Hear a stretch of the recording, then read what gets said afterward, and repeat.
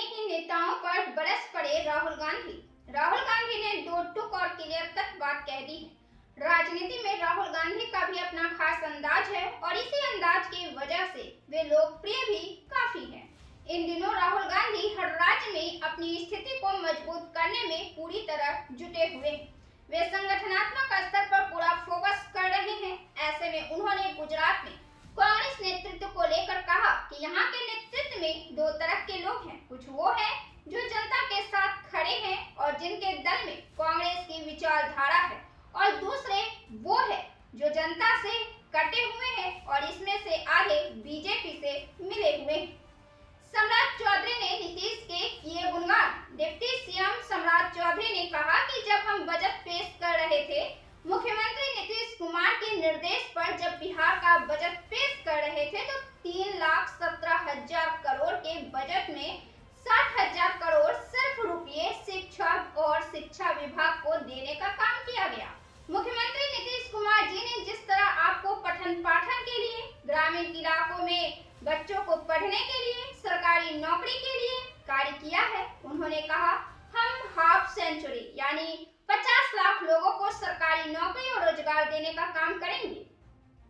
इतना ऐतिहासिक कार्य करने वाला देश में कोई मुख्यमंत्री नहीं है। आपने स्वयं महसूस किया होगा कि डिग्री लाओ नौकरी पाओ के माध्यम से लोग कहते थे कि बिहार में शिक्षा का गुणवत्ता नहीं है, लेकिन मैं यह जरूर गारंटी देता हूं कि आज जो बीपीएससी से अभी शिक्षक आए हैं, वे एक एक व्यक्ति गुणवत्ता के साथ हमारे बच्चों को शिक्षित करने का काम करेंगे। उनके पास कोई पूंजी नहीं है, वे लालू प्रसाद यादव की पूंजी पर चल रहे हैं और दूसरों को बता रहे हैं। आज भी नीतीश कुमार दिन प्रतिदिन जो फैसले लेते हैं वो बिहार के गरीबों, किसानों, मजदूरों के हित में है। उन्हें छटपटाहट है कि अगर नीतीश कुमार रहे तो उनके पिता की सारी चालें विफल हो जाएंगी। अगर लालू प्रसाद अपने आप को राजनीति में माहिर मानते हैं तो नीतीश कुमार उनकी हर चाल को विफल करने में सफल है। इसलिए वे मुख्यमंत्री नीतीश कुमार पर व्यक्तिगत हमला करते हैं। यह राजनीति में बहुत दुर्भाग्यपूर्ण है। संदीप दीक्षित ने आंकड़ों से महिला समृद्धि योजना का खोला पोल। दिल्ली में अब कांग्रेस बीजेपी की गर्दन मरोड़ने के लिए पूरा मन बना चुकी है। दिल्ली की राजनीति बीजेपी के लिए आसान नहीं है। एक तरफ जहां प्रतिपक्ष नेता आतिशी हैं, तो वहीं दूसरी तरफ पूर्व मुख्यमंत्री शीला दीक्षित के बेटे संदीप दीक्षित। कांग्रेस के वरिष्ठ नेता संदीप दीक्षित ने आंकड़ों के जरिए बीजेपी की महिला समृद्धि योजना की पोल खोलने की कोशिश की है। उन्होंने कहा कि हमारे अनुमान के मुताबिक अगर दिल्ली में 18 साल से ऊपर की हर महिला को यह मुआवजा दिया जाए तो 20 से 22,000 करोड़ रुपए से अधिक का खर्च आएगा।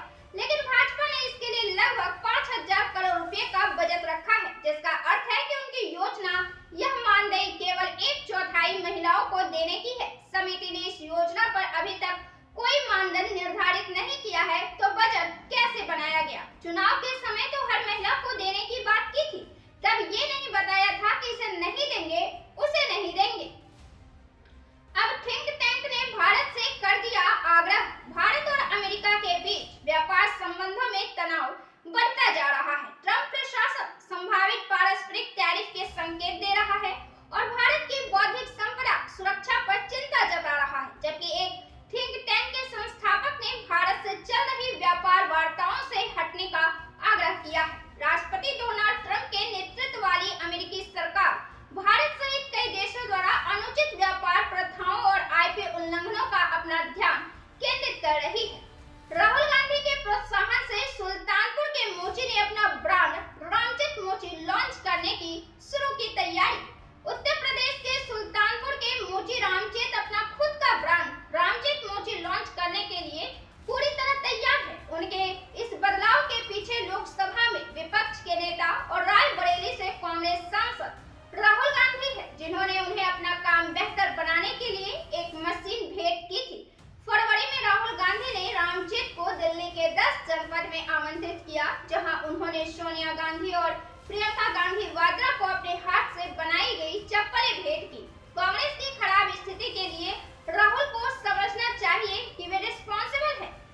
भाजपा ने कांग्रेस नेता राहुल गांधी पर उनकी अपनी पार्टी के नेताओं के बारे में की गई टिप्पणी को लेकर कटाक्ष किया और कहा कि उन्हें पहले यह समझना चाहिए कि चुनाव में अपनी पार्टी की हार के लिए वह जिम्मेदार है और अपनी विफलताओं के लिए दूसरों को दोष देना बंद करे। भाजपा के राष्ट्रीय प्रवक्ता सुधांशु त्रिवेदी ने कहा कि जब से श्री राहुल और उनकी मां सोनिया गांधी पार्टी की कमान संभाले हैं, तब से कांग्रेस की स्थिति खराब हो गई है।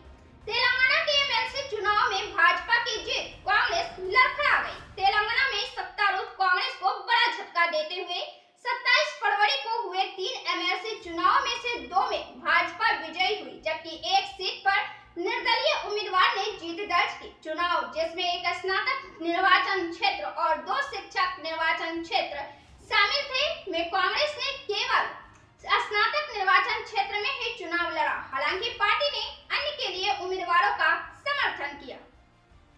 सरकार को जबरदस्त तरीके से घेरने की तैयारी में विपक्षी दल सोमवार से शुरू हो रहे संसद के बजट सत्र के दूसरे चरण में ट्रंप प्रशासन द्वारा पारस्परिक टैरिफ लगाने के लिए सरकार की प्रतिक्रिया का मुद्दा उठाएंगे। इसके अलावा डीएमके और कांग्रेस सहित तमिलनाडु के उसके सहयोगी देश के दक्षिणी हिस्से में लोकसभा निर्वाचन क्षेत्रों के जनसंख्या आधारित परिसीमन और स्कूली शिक्षा में नई भाषा नीति दोनों के प्रति अपना विरोध दर्ज कराने की योजना बना रहे हैं।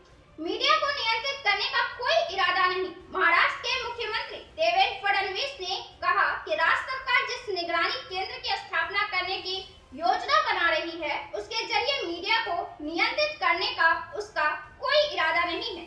उन्होंने इस बात पर जोर दिया कि इस तंत्र का उद्देश्य प्रतिक्रिया और स्पष्टीकरण के उद्देश्य से मुद्रित और प्रसारित की जाने वाली सामग्री पर ध्यान देना है। धीरेन्द्र शास्त्री ने बांका में भारत को हिंदू राष्ट्र बनाने का लिया प्रण। बागेश्वर धाम पीठाधीश्वर पंडित धीरेन्द्र कृष्ण शास्त्री इन दिनों बिहार के 5 दिवसीय दौरे पर हैं। बिहार के बांका पहुंचे धीरेन्द्र कृष्ण शास्त्री ने एक बार फिर धर्म और हिंदू को लेकर बड़ा बयान दिया है।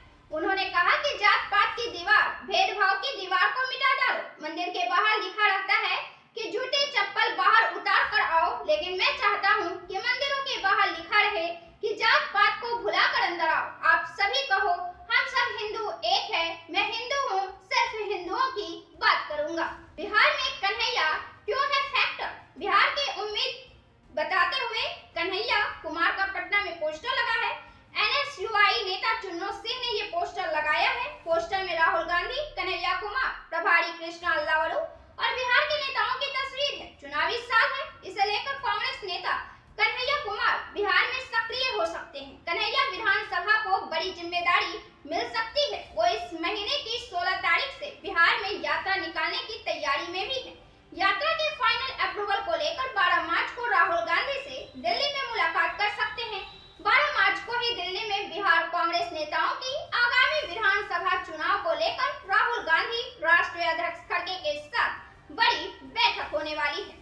तेजस्वी का फूटा आक्रोश, पहली बार जदयू के नाम पर भड़के इस कदर। तेजस्वी यादव बिहार में नीतीश कुमार पर किस तरह हमलेवर है, यह छिपी हुई नहीं है। जदयू के गठबंधन की अटकलों के सवाल पर तेजस्वी यादव कसकर भड़क गए हैं। उन्होंने कहा कि किसी को कोई ऑफर नहीं दिया जा रहा है। मेरे और लालू जी के अलावे भी इस तरह के बयान देने के लिए कोई अधिकृत नहीं है। जदयू आएंगे तो स्वागत करेंगे। क्यों करेंगे स्वागत? आरक्षण चोर, आरक्षण खोर को हम लोग स्वागत करेंगे क्या? नेता प्रतिपक्ष तेजस्वी यादव ने कहा कि कोई ऑफर नहीं दिया जा रहा है, बकवास मत कीजिए। आप लोगों को कौन बुद्धि देता है? कोई ऑफर नहीं दिया जाएगा। फर्जी वोटर बनाने में माहिर है ममता बनर्जी। इंडिया गठबंधन की कितनी भी सानी दे दी जाए, लेकिन इंडिया गठबंधन के बीच का बंधन कितना खोखला है, वह 2 राज्यों दिल्ली और पश्चिम बंगाल में स्पष्ट हो जाता है। बंगाल में कांग्रेस और ममता का 36 का संबंध है। कांग्रेस नेता अधीर रंजन चौधरी ने पश्चिम बंगाल सरकार पर बड़ा आरोप लगाते हुए कहा कि राज्य में लाखों की संख्या में फर्जी वोटर मौजूद है। अधीर चौधरी ने कहा कि जहां-जहां सत्ताधारी पार्टी चुनाव में धांधली करती है, चाहे वो महाराष्ट्र हो या बंगाल, वहां आपको लाखों फर्जी वोटर जरूर मिलेंगे। बंगाल सरकार कई साल से फर्जी